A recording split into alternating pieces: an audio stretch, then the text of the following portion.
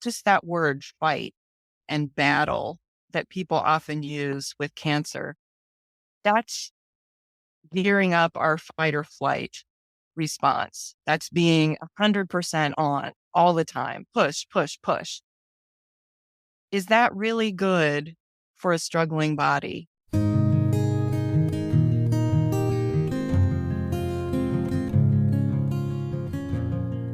What are the wings of love?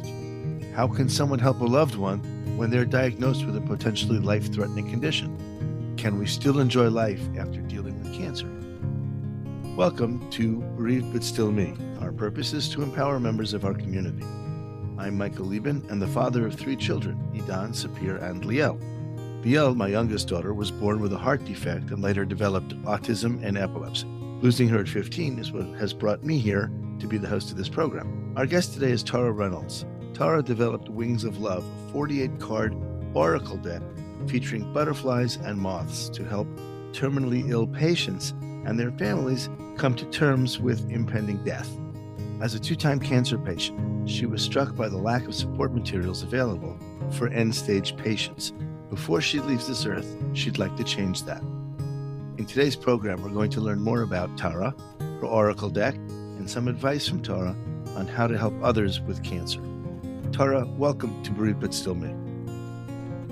Hi, Michael. Thank you so much for having me. Let's start by learning more about your first experience with cancer. I know from our pre-interview that you had breast cancer. Can you tell me more about that? Absolutely. I had early stage breast cancer in 2012, and it was actually caught during a routine mammogram. So I would encourage everybody that you get your mammogram on a regular basis. Fortunately, because it was caught early stage, treatment was fairly easy. I had some surgery, I had some radiation, and then I was good to go. Tell me more about your course of treatment and how you managed to go through all of that. Sure. The course of treatment was, looking back on it, it was very easy. I wonder now if God wasn't getting me ready for what was to come. I had a lumpectomy, which is a fairly easy surgery to go through. And then after that, I had 32 rounds of radiation. That got a little hairier, but again, it was very manageable. And at the end of my radiation, I was actually able to join an area boating team that we're fortunate enough to have called the Dragon Dream Team. It's made up of all breast cancer survivors.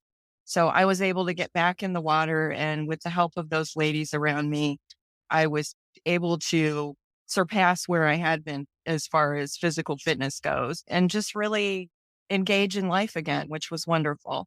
Now, for a lot of people, if they've had breast cancer, that's more or less it, or is it expected that it might come back on the other side? I can only speak to my case, but I will let you know that I was told that the chances of my cancer coming back were so small that I really didn't need to worry about it. And I always thought, well, I have to deal with cancer again in my life. It would probably be the breast cancer, and it would probably be coming back at stage 2 or 3. And I could probably still rise up to the occasion and overcome with treatment. But that's not exactly what happened, was it? That is not exactly what happened. No, we were just sailing right along. Our boating team, we were doing really well. We were at the point where we could compete in the world races, which were going to be held in Florence, Italy. And we were really excited to do that. A lot of us were taking our spouses along on the trip. And that was the case for my husband and I. We were really looking forward to seeing Europe, and we were all set to take off and race in Florence. About 3 weeks before, I noticed this little pink spot by my collarbone. I really didn't think much of it, except, oh, I'm getting ready to go out of the country in a few weeks. I better go see the doctor just in case I don't want to end up in a hospital in a foreign land. So I went to my doctor, and my doctor was right on board with me and said, gosh, I don't really think this is anything. Maybe it's a small infection. We're going to put you on some antibiotics and you should be good to go. But given your history, we're just going to send you out for some imaging. And the rest is history. So, what did they find? They found stage 4 lung cancer, which Oh, was gosh. talk about something coming out of left field. I was not expecting that in my wildest dreams. Italy did not happen. We cheered on the team from home, and I sent a few mementos for them to carry on the boat so that I would be there in spirit. But it was time for me to just jump in and start treatment for stage 4 lung cancer. Where do you go from there? What happens at that moment when they say, whoops, it's terminal? I think that had to be one of the most surreal moments of my life. I was just gobsmacked. I don't know how else to put it. I stayed gobsmacked for a short while and then I just thought, okay, I need to face this and handle it with as much grace and dignity as I can muster. So that's what I decided to do. Wow. I can't really imagine that moment. Your world just turns around completely. You're on your way to Italy and a great time, and everything's going great. You're going to have a wonderful time and compete, and you're feeling good. And then you get this. Exactly. I didn't feel sick at all. I should point that out. I felt strong. I felt healthy. I wasn't in any pain at that point and was causing me more grief than the cancer was.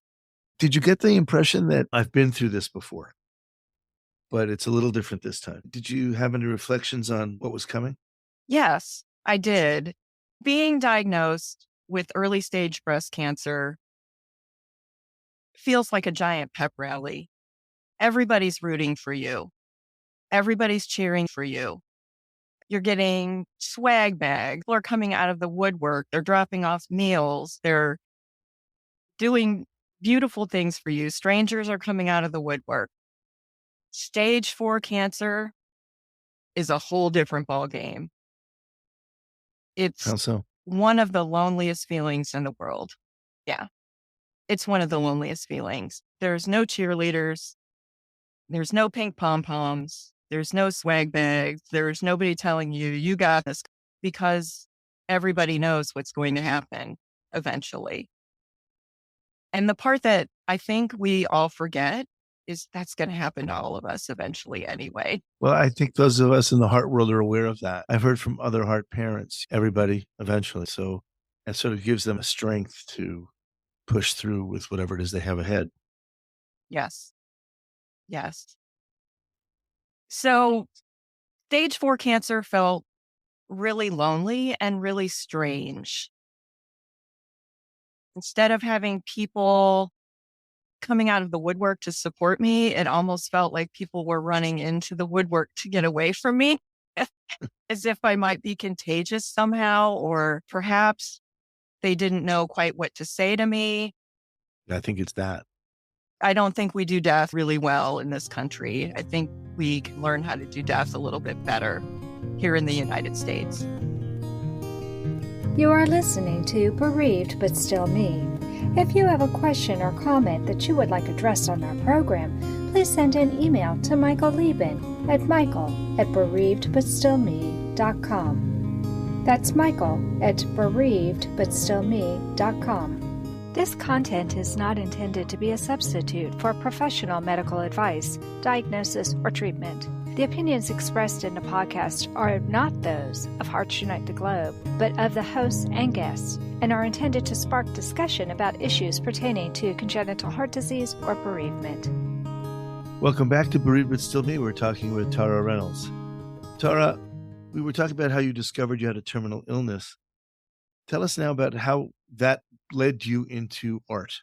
That's kind of an interesting story. It's a little bit outside of the box, so I'll ask that you bear with me here. We're all outside the box here. Yeah, I've always been the type of person that likes to go and do and be active. And after about 20 months or so, I could no longer tolerate the chemo pill. So we needed to look at traditional chemo infusion. That was the only option available for me. And it was not an option that I wanted. So I fought that pretty hard. And my husband and my daughter, of course, were saying, come on, just give it a try. Give it one try. You're in control. We can stop this at any time. I was very torn about trying that chemotherapy. And when you receive chemotherapy, just like any procedure, a nurse takes you into a small room and explains what's going to happen. In this case, there's a giant notebook, and you basically spend the entire time going over side effects and all the things that can go wrong during chemo. And as that was happening, I was hearing a small voice in my head just saying, no. And it got louder and stronger. And I began to wonder if I was having a panic attack or if I was having some kind of a brain tumor or some weird thing was happening. And it continued the whole way home. As I drove home in the car, was just no, no. And I canceled out of chemo twice before I went ahead and went through it. And I actually found out later when I consulted a medium that that was my father. And my father was a physician in his life here on earth, and that he has been guiding me to choose the treatment options that will be most comfortable and keep me here the longest with my family. And that was a really special moment. And even though I felt like maybe I didn't have a whole lot of other people on my side, my dad was there. He was on my shoulder. He was whispering in my ear, and it just moved me to tears, and it helped me to stand strong in my decision. I totally feel that. My father has been on my shoulder since he left. Your father's been giving you medical advice. My father's been telling me bad jokes. But Yeah, it is very comforting. And it's some sort of affirmation also that you're doing the right thing, or at least for you yourself, you're doing the right thing. I would never tell anybody to do chemo or not do chemo. That's a decision for the correct. patient to make. It's a very personal decision. And I also would like to reiterate that while it was the right decision for me, it's a personal decision. It's one that needs to discuss with their doctor, their family, and most of all, they just need to spend some time in reflection and decide if it's going to be the right thing for them. So I decided to try one infusion, and it was pretty much of a nightmare. I felt very strongly that I would not survive chemo, that I would have a better chance to forego chemo and sign up for hospice. My faith also began to grow. I was paired with a really wonderful hospice chaplain. And I'm just going to digress here for 1 minute and put this out there.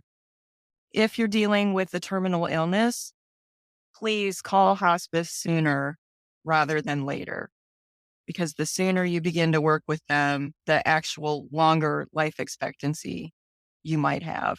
Do you have an idea why that might be? I think because hospice care is patient centered, everything is about keeping you comfortable and your well being.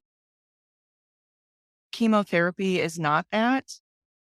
And I think that goes a long way toward just longevity, just being at peace, being comfortable. And a lot of times, my hospice nurses tell me that people end up living longer on hospice than they thought they would. Oh. People that come to hospice very late when they're already actively dying, those are the people that pass very quickly because they've waited so long. Now, I want to be clear. You're doing hospice at home. Is that Yes, I have a okay? fantastic team that comes in and visits me at home and takes care of me. Now, let's talk about the art. Yeah, going back to the art. So my faith was growing. And for some reason, I don't know why, I always seem to talk to God when I'm in the car. So I'm driving along, I'm talking to God, I'm just saying, God, I haven't died before. I don't know how to do this. I'm going to need some help getting through this process. What God did was send me that hospice team to help me. But the next thing God did was tell me to paint. I've been a graphic artist my entire life, but I've never been a fine artist. And I've always wanted to play with paint. And I said to God, I don't know how I'm going to get through this. I'm going to go insane if I'm just sitting around watching TV all day, waiting to die. And God said, no, you'll paint and you'll write like you've always done. And I thought, okay. And within the next day or two, I was on YouTube and an artist video popped up. And it was this really calm woman. And she was offering watercolor lessons through her YouTube channel for a very fair price. And I thought about what God told me. And I said, well, okay, I can swing this. I'm going to sign up for this class. And that's how I began to paint. The words came a little bit later. Well, how was it that you came up with Wings of Love? That same artist put out a video one day talking about finding your worth as an artist. She had artist affirmations that she shared. And she was reading these artist affirmations and showing different pictures of her work. And I just thought to myself, wow, if there was something like this for terminal cancer patients, that would be incredible. So I wrote a few affirmations of my own and I took it to my local cancer center. And I just said, hey, what do you guys think of this? And I showed it to my hospice team and asked them the same question. And everybody said, yes, we think there is a need for this. We think this can work. Keep going. So that's what I did. Tell me a little bit more about Wings of Love and how people can get them. How are they distributed? The Wings of Love Oracle deck is available through our Etsy store. And we are also on Instagram and Facebook as Wings of Love.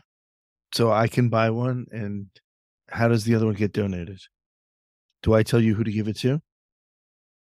Unfortunately, no. We start a list of people who want them. So hospice organization, cancer centers who would like to have them.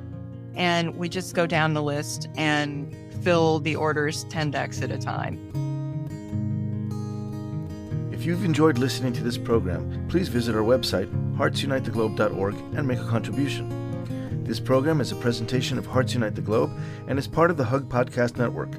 Hearts Unite the Globe is a nonprofit organization devoted to providing resources to the congenital heart defect community to educate, empower, and enrich the lives of our community members. If you would like access to free resources pertaining to the CHD community, please visit our website at congenitalheartdefects.com for information about CHD, hospitals that treat CHD survivors, summer camps for CHD families, and much, much more. Tara, let's talk about how to prepare for the end of life. It seems that your Oracle deck is more than just a bunch of affirmations. Tell us about some of the special activities that you came up with in this deck. Sure. So as I mentioned before, some of them are logistic things, such as get your papers in order. Those we might think of on our own. And then there's different activities. There are songs to listen to. There are books that you can read. There are activities such as drawing what you think heaven might look like, or making a soundtrack with your family so that you can remember all the good times and they can have that soundtrack when you leave Earth and they can remember the good times all over again. Those are some of the examples of things that are in the deck. I love that because it's not the sort of thing that you might think of. It's actual hard advice for people. Besides get your papers in order, which is very important, and it's part of it. Yes. I like the idea that it has many activities for things that you can do for your family for after so that they will remember you and carry you with them. And that's one of the important points that this program has always been on about. So I'm totally in line with this and I love it. Thank you so much. I appreciate that. What advice would you give to others who have received the terminal diagnosis?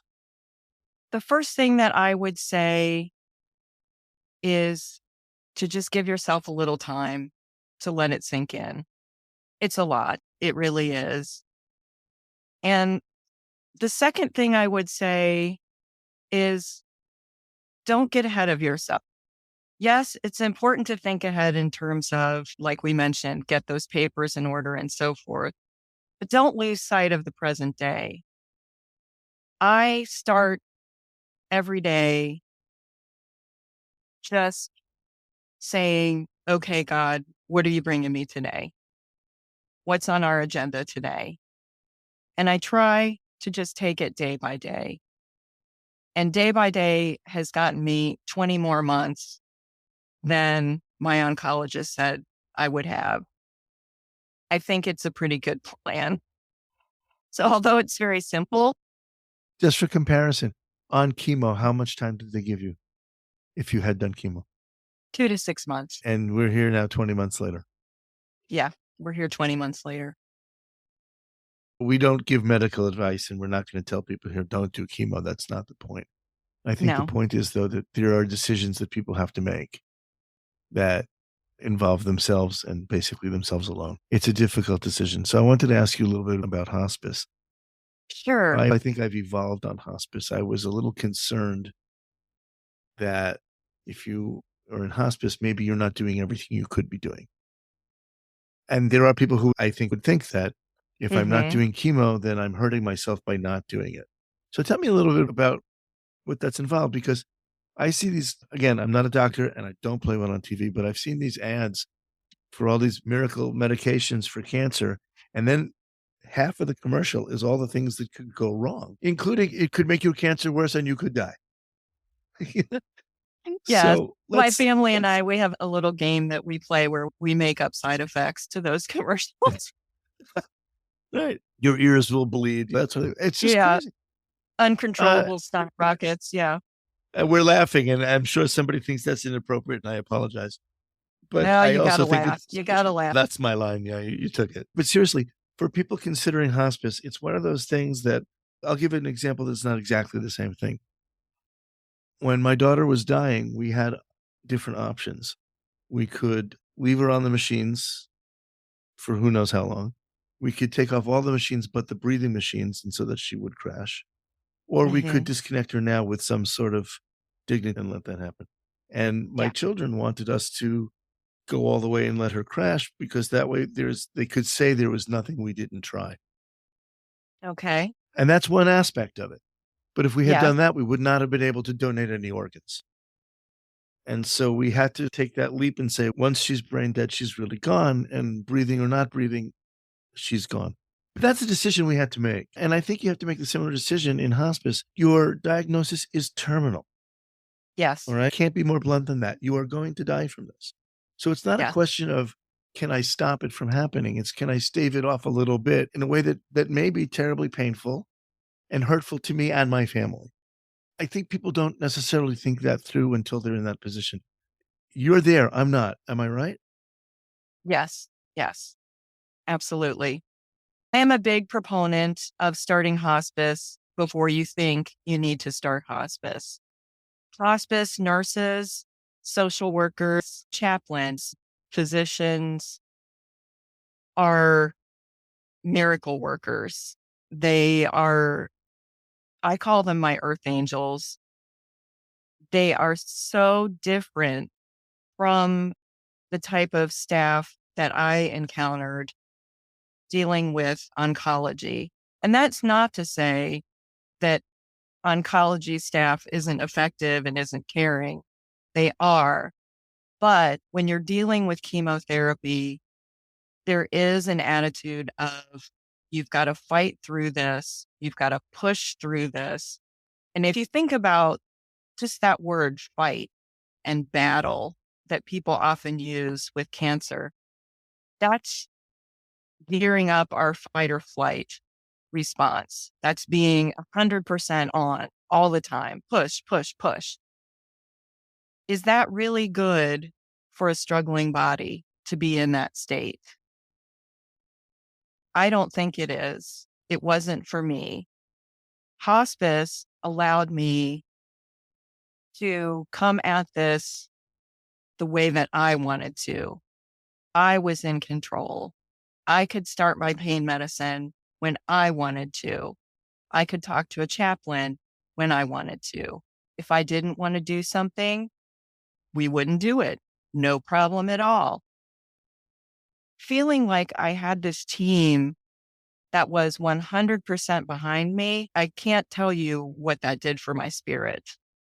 It was really a beautiful thing. I think it's important. I think in the end, once it's decided that we're going, once that's a given and we can't really change that, then how we go has a lot to do with us personally, but also with our families and how we'll be remembered and the pressure on our families at the critical moments. So I Yes. respect that. I respect that. And as I've said, I've evolved a lot on that regarding hospice. It always seemed to me like, don't you want to do more? And as we've said, sometimes the answer is no. And that concludes this episode of Bereaved But Still Me. I want to thank Tara Reynolds for sharing her story, her bravery, and the Wings of Love cards. Please join us at the beginning of the month for a brand new podcast. I'll talk with you soon, but until then, please remember, moving forward is not moving away. Thank you for joining us. We hope you have felt supported in your grief journey.